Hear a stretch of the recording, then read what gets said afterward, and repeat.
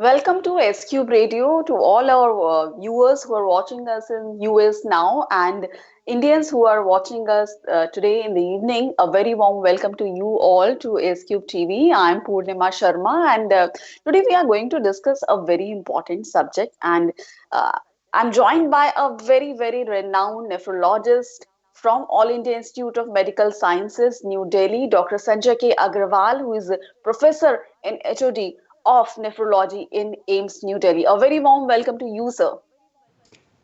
Good evening. So you are well known for your kidney disease expert, as we say in a layman's language. I would like to request you to enlighten us about the importance of kidney and why it is such an important part of our body and where exactly it is located. So you see, this kidney is a paired organ. There are two kidneys which are located on the side of the spine, what we call as a vertebrate column, and these are bean-shaped organ, and their main function is for keeping the internal environment of the body to normal, and that they do by formation of urine and by excretion of the waste product. Because in a normal life, whatever food or we take, the normal body function generates some waste product which has to be cleared from the body, and kidney is one of the major source for clearing these waste product. In addition to this waste product, kidney also function as a endocrine organ, which means the kidney produces some of the hormones. Like kidney produces erythropoietin hormone, which keeps the normal hemoglobin. It also controls the blood pressure by manipulating the hormone secreted from the kidney, that is called renin. And third hormone is a vitamin D, by which bone strength and calcium and its component in the body are maintained in the normal range. So these are the three, four major function of the kidney. So you talked about vitamin D and bone strength. Probably many people would not know that it's also kidneys function, because these days world over we are seeing that people have either vitamin D problem or their bones are not so strong. What would you say that? What is the reason No, behind? okay, I will still say that vitamin D is a important function of the kidney. But if you see, say, 100 patient where there is a vitamin deficiency, most of these vitamin deficiency, vitamin D is because of the nutritional effect.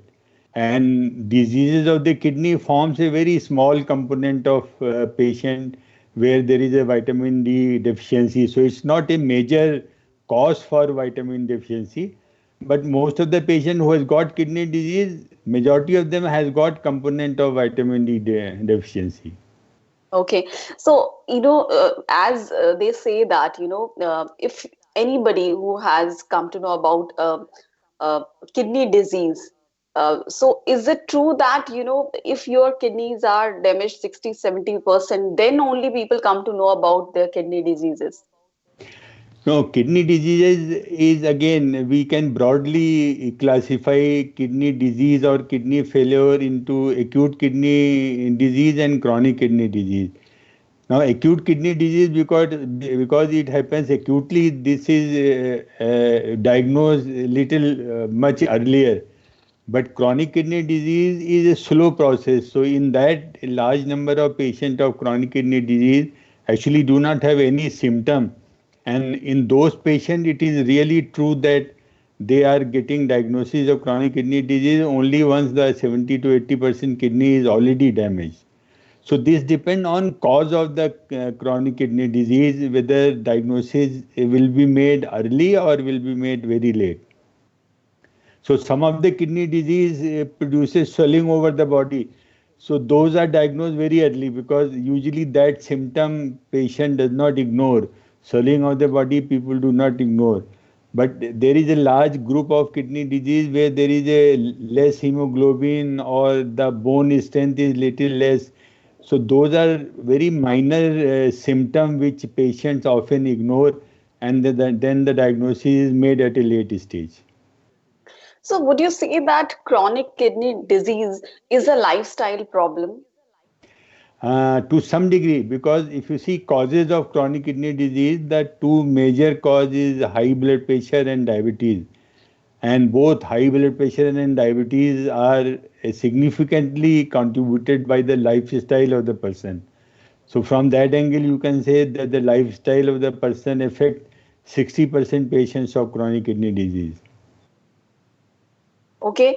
And what would you say? What are the symptoms one should watch out for a possible kidney disease?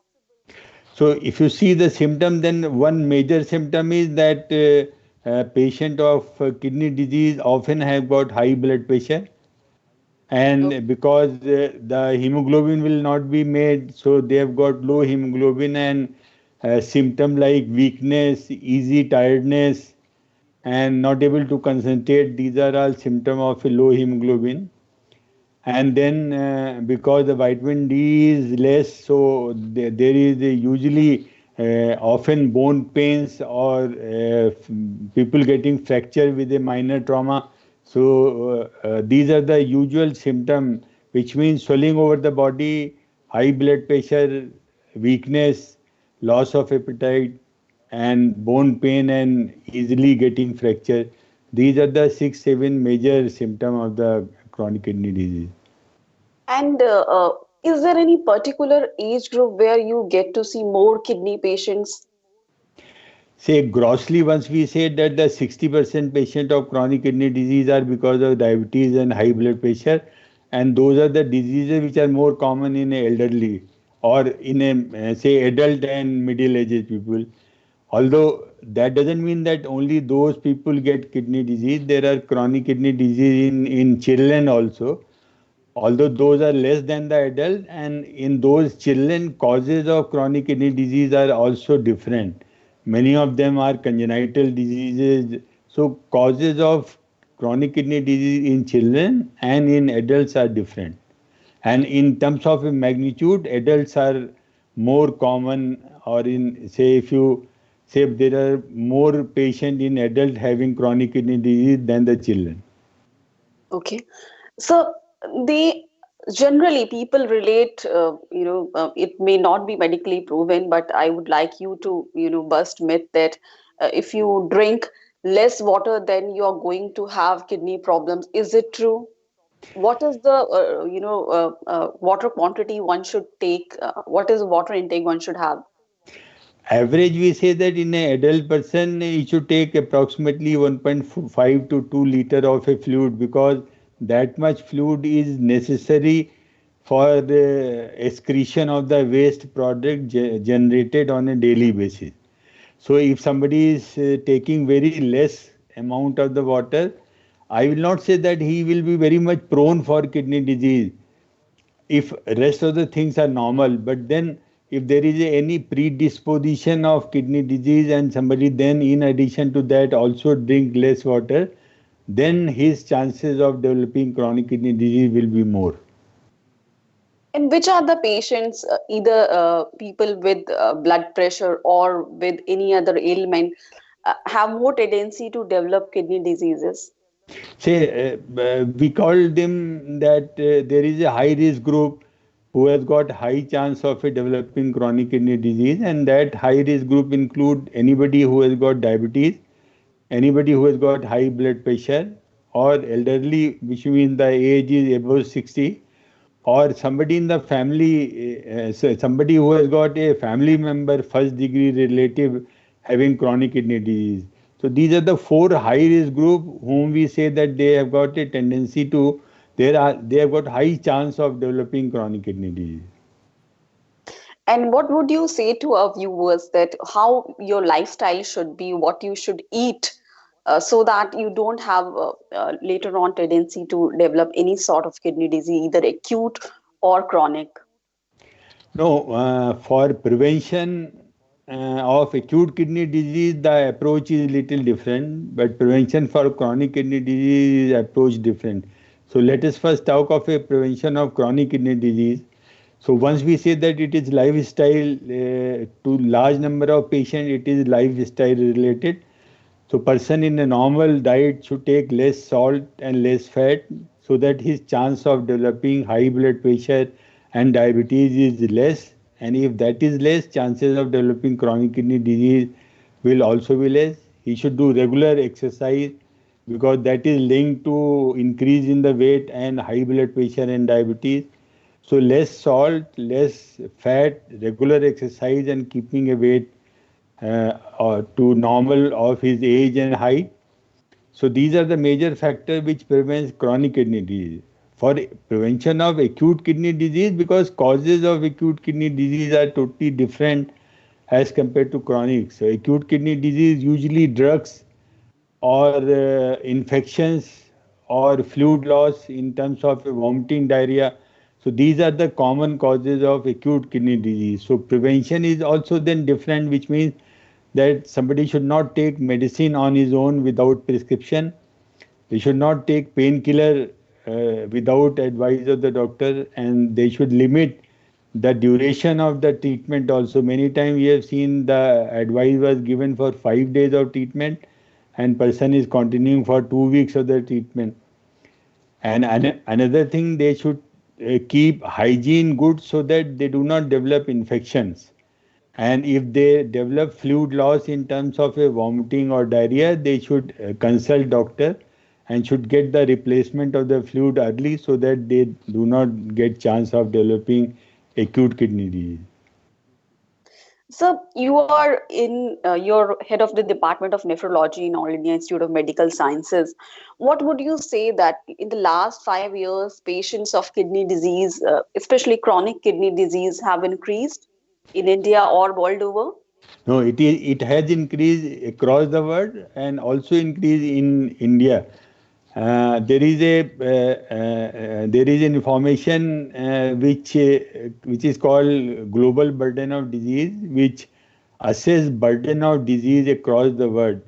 And India is also part of the study of this global burden of disease, and that they assess the burden of disease in last 30-40 years. And the data from global burden of disease has shown that chronic kidney disease has increased with time across the world, including India. So globally, this COVID pandemic uh, is affecting people world over. So, what would you say that people with kidney disease need to be more cautious, or this virus is also affecting kidneys of patients? Or So it is very interesting to know that what is implication of COVID in terms of a kidney disease. So one is that the kidney disease patients are usually immunocompromised or their immune status is not normal. So number one, they have got high chance of developing COVID infection. Number two, if they develop infection, then their chance of severe disease is much more as compared to those person who do not have kidney disease. Second thing is that the COVID or the coronavirus itself affect the kidney. So if we review the data generated from the Chinese population, approximately 15 to 20% of patient of this infection has got involvement of kidney, and approximately 5% of these patients go into acute kidney failure and also require dialysis in this. So this is the medical aspect of this. But if you come to social aspect, for prevention of this infection, there is a different measures adopted by different governments, and one of them is a lockdown. Now, once this is lockdown, then there are social issue that patients who are on maintenance dialysis, they have got difficulty in reaching to the hospital. And second thing is that those patients who are transplant patients, they come from across the India. They are having difficulty in getting their transplant medicine. And we know if they are not able to get medicine and do not take medicine, their transplanted kidney will fail. So we are getting so many calls of transplant patients that they are not getting medicine. So we are organizing from pharma company and giving patient addresses of the local chemist from where they can get the kidney the medicines for the transplant, and we are organizing dialysis also. So we have made a helpline number for Department of Nephrology and a email on which any patient can put a query on that mobile number or send a email, and we respond for their medical issue as well as social issue for helping in getting medicine from the nearest chemist. So other than the kidney disease and corona infection, these are social issues also which are involved in these patients nowadays. So it's really difficult for people to get medicine, or the treatment is also getting affected because they So cannot go to the hospital. yeah, say many patients are poor patients. They get funds on a monthly basis and then they purchase medicine. Now many person has got money, but they take medicine from a specific store from Delhi, and they are not getting same brand at local place which they are taking for years. So they do not want to change the brand of the transplant medicine for a fear that if we change, maybe kidney may not properly function and there is a risk of a transplant damage. Okay. So, sir, before we conclude, I would like to have your uh, succinct comment on how we should be careful in our daily routine so that our kidneys are healthy, what we should eat, what should be our water intake, what should be our lifestyle. And one last question, which I often ask you, is that is stress is the major factor uh, in damaging your kidneys? So first answering your last question is that stress does causes a increased blood pressure or make the blood pressure uncontrolled, and also is a risk factor for uncontrolled diabetes. So stress is definitely, and these are the two common causes of chronic kidney disease. So stress does affect chronic kidney disease development to some degree and progression. Now, coming back to the prevention, I will say that the adequate water intake, which is approximately in an adult 2 liter of fluid, less salt and less fat, regular exercise, keeping the weight as per their age and height, and those patients who are in a high risk group, they should get their kidney function test done on a regular basis, which we recommend as once in a year, so that their kidney disease, if they develop, can be diagnosed at an early stage, and lot more can be done so that their kidney does not develop that stage of kidney failure when they need dialysis or transplantation. Thank you so much, Dr. Sanjay K. Agrawal, HOD and Professor of Nephrology Department, All India Institute of Medical Sciences, for talking to SQ TV and sharing your insights and enlightening us on this very, very important subject. Thank you so much for talking to us. Thank you very much.